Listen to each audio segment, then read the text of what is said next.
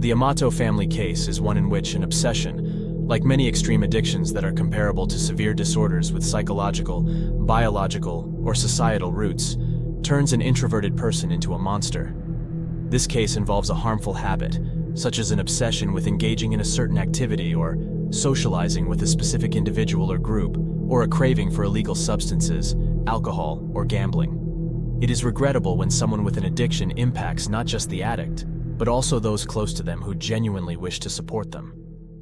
Once wealthy and content Amato family took a proactive approach to dealing with the problem. Since all of their members were medical professionals, they were confident they could manage it without outside help. Unfortunately, the problem had long passed by the time they realized how serious it was. This is not a tale of straightforward addiction. Rather, it tells of a young man who developed a terrible obsession with a woman he had never met, paired with an addiction to illegal drugs and a pathological tendency toward theft. January 25th, 2019. A worried man called the Florida Police Department to inform them that Cody Amato, a registered nurse and personal friend, had very unusually and unexpectedly missed his shift at the hospital. The day before, Cody had left work around 15 minutes early because of some major family issues at home. He left so early that he neglected to pick up his daily pay. Calls to the 31-year-old Cody proved to be ineffective because he was merely not returning messages. Recently, he moved in with his girlfriend, who claimed that the day before, Cody had gone to his parents' house at his father's request, but never came back, and she was also unable to get in touch with him. Police officers were dispatched to the specified residence as a result of all of these signals raising concerning thoughts. Situated in an Orlando suburb, the Amato family home featured a spacious backyard complete with a stable and a space for strolling horses. There were lights on throughout the house, and Cody's car was parked in the driveway. At first glance, everything seemed normal. The doors and windows were in place, and there were no signs of a fight or forced entrance. There was no answer when the sheriff's deputy knocked, and calls to the landline were not returned. Bolt inside using a knife. The room was illuminated, so it seemed that someone must be there even though there was an unsettling silence. The homeowners were present indeed. The 59-year-old father of the family, Chad Amato, was found dead on the kitchen floor by the cops. Next, there was a huge puddle of blood with Cody dead and curled up on the stairway across from the main door. At last they found Margaret Amato, 61, at her home office, seated at her computer. If not for the blood-spattered monitor, she seemed like she was dozing with her head resting on her arm. The murder weapon, the IUI Jericho 941 pistol recovered next to Cody's body, and a sizable spreading smear beneath her head, were eventually identified by forensic experts to be his fingerprints. At first, it seemed as though Cody had taken their lives and then shot himself in the chest because there were no indications of a break-in, no outside presence, and nothing missing from the house. Smeared blood on the front door, on the other hand, indicated that someone had closed it after the tragedy and was not likely a member of the family that had died. People who knew or had some connection to the Amato family mentioned Grant, their 30-year-old youngest son, who had vanished following that night. It appeared that the owner had taken his white Honda automobile and a few personal belongings from Grant's room, including a laptop. A search was conducted for Grant after he was classified as a person of interest. Margaret Ann and Chad Robey Amato were married in the middle of the 1900s. The fact that Margaret was already raising her 3-year-old son Jason from a previous marriage did not stop Chad from raising Jason as his own. The couple's first child, a son named Cody, was born on May 20th, 1989.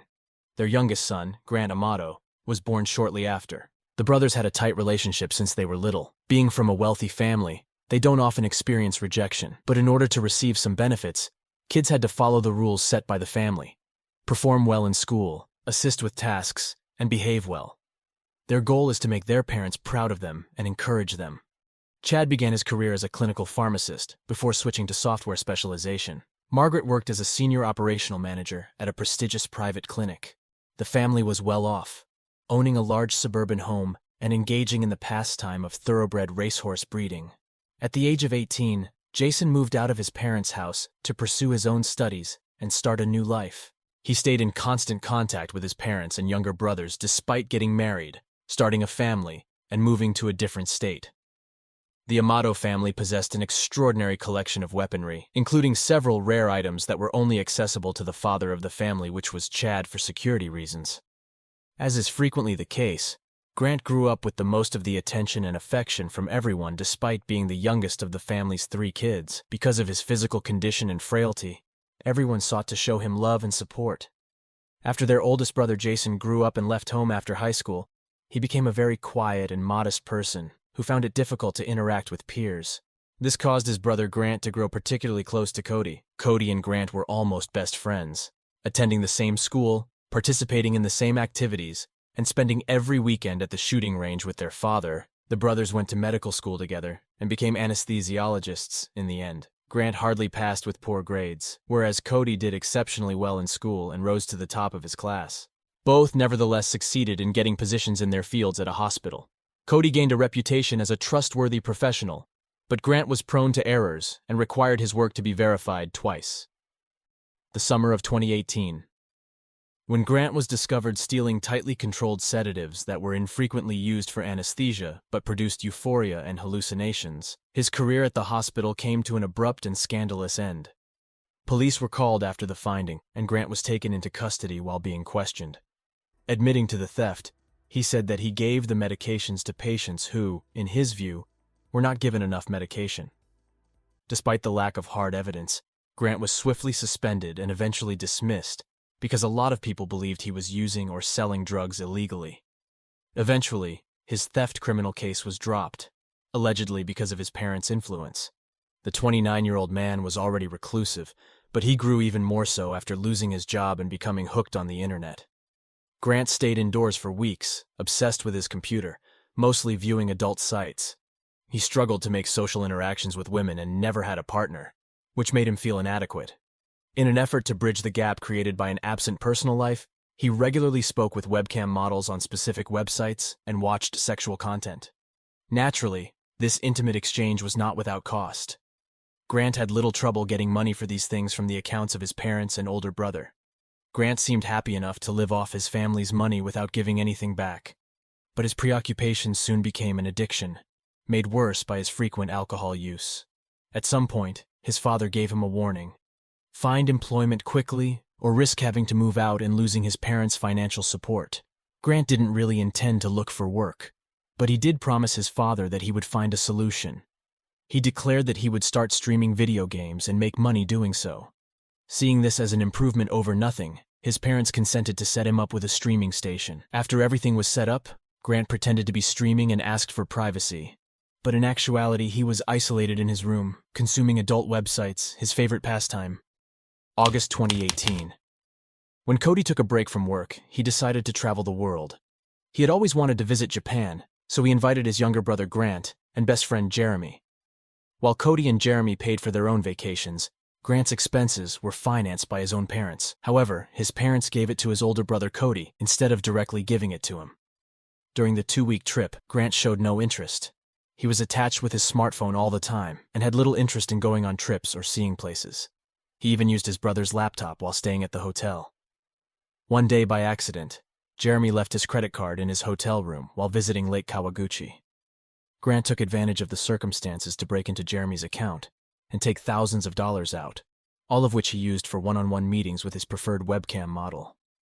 When Jeremy learned of the theft later, he initially thought it was fraud since he couldn't figure out who had done it.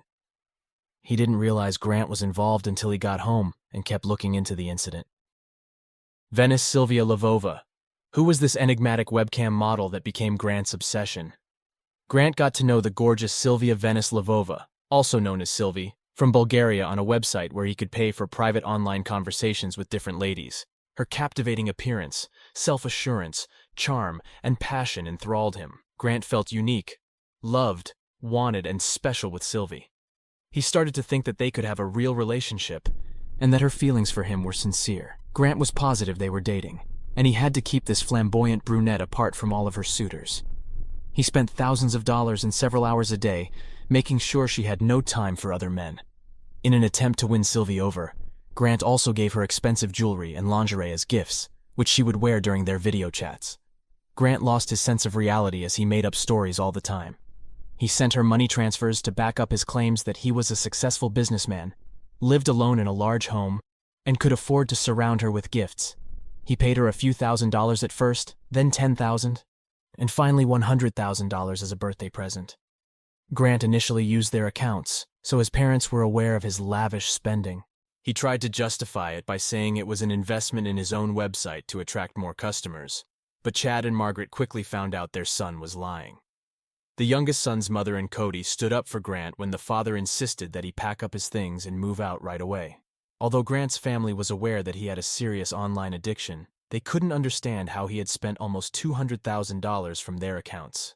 Upon doing a thorough examination of his room, Grant disclosed that he kept a vial of potent medicines with him to prevent him from going insane. According to the parents, they would remove him from their accounts and send him for required therapy for drug and internet addiction. Grant responded by saying he was sick of everything and was prepared to pass away. He raced out of the house right away, got into his car, and left for a place that was unknown. Grant had gone to his aunt and uncle's house, broken over their fence, and struck the garage wall, it was later discovered. His family sympathized with him, knowing that there was unrest in the Yamato. They offered him a place to stay until everything calmed down. He accepted without hesitation, but the next day he stole from his generous relatives, taking thousands of dollars out of their accounts to cover his transactions with Sylvie. Grant's parents were notified by his aunt, but they begged her not to call the police, as they would take care of the matter and restore the money that had been taken that day. Grant was in need of assistance, so Chad personally went to their home and picked him up. Grant was given a new choice by Chad, Margaret, and Cody when they realized that their arguments with him were disruptive and that if he left the house, he would probably steal again. The new option was to attend an addiction treatment facility or risk being arrested for stealing.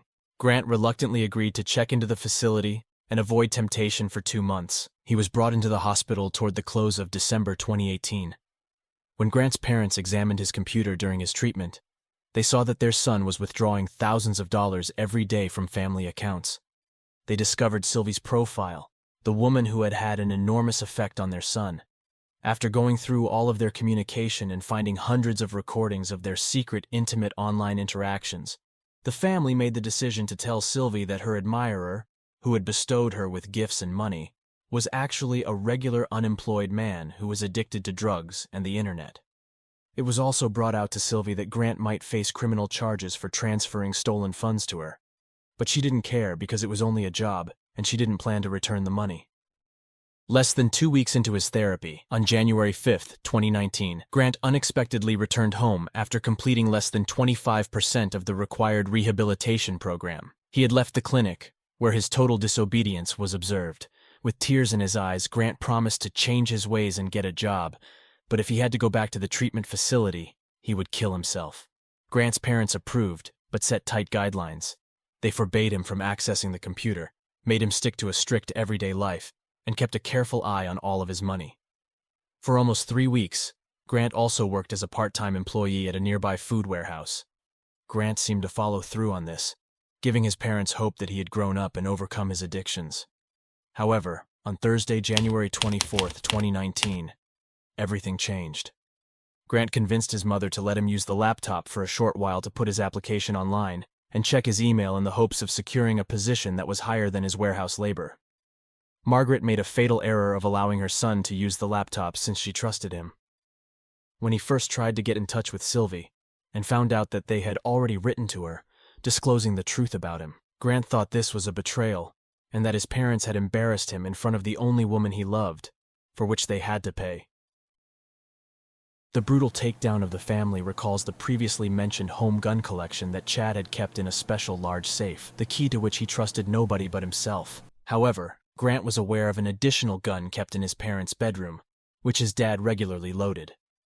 After this, he decided to use it on his mother sitting at the computer in the home office when he quietly approached her from behind and shot her in the back of the head. Next came his father, who was due to get home from work. As soon as Chad entered the kitchen, he was greeted face-to-face with Grant and was shot twice in the chest.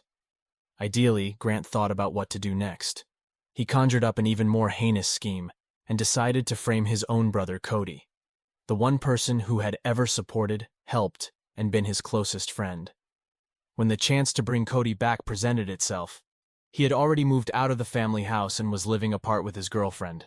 Grant used his now-deceased father's phone to send many texts, urging him to get home immediately because something dreadful had occurred. He didn't expand, knowing that this information would be enough to make his brother rush home from work. Grant's assessment was correct. and Cody did arrive despite leaving work early. However, when entering the house, he barely made it to the bottom of the staircase leading to the second level before being shot and falling. Cody did not die immediately. He had time to comprehend the tragedy of the situation, but was unable to reverse it. After a while, he had also passed away. In order to give the impression that Cody had shot both his parents and himself, Grant removed his fingerprints from the pistol, put it in his brother's hand to leave his prints on it, and then left it next to the body. For the rest of the evening, the murderer texted Sylvie and spent time meticulously packing his things and downloading video recordings of his interactions with her from the internet. He wrapped up his business, piled his stuff into the car, and drove off. Grant had been hiding at a little wayside hotel in Orange County, and it had taken the police just over a day to find and apprehend him. During his interrogation at the station, he fiercely denied any responsibility, inventing unbelievable tales of his father's awful cruelty and referencing torture of him, his mother, and his brother. He was not stunned, but rather upset that he was found so quickly. Grant talked about how his father tried to break him up with Sylvie, with whom he claimed to be in true, unadulterated love. He made up a story that there had been a fight between his brother and father. Margaret was accidentally killed by Cody when he grabbed a rifle and killed their father, Chad. Grant stated that after his father threw him out, he spent the night in his car with his belongings, and that he could only speculate as to when these terrible events occurred because he was not a witness. He said he just drove out in the morning, not realizing the catastrophe that had occurred at home. His statements sounded rather inconsistent and unbelievable, and the evidence suggested that he was the only one who committed the crime. Consequently, Grant was taken into custody as the main suspect in his family members' triple homicides. Remarkably, practically every witness who appeared in court spoke against Grant. These witnesses included his older brother Jason, family, and Cody's buddy Jeremy, from whom Grant had embezzled money while on their Japan trip. Individuals linked with Grant characterized him as being prone to many addictions, a recurring thief, and a dishonest person.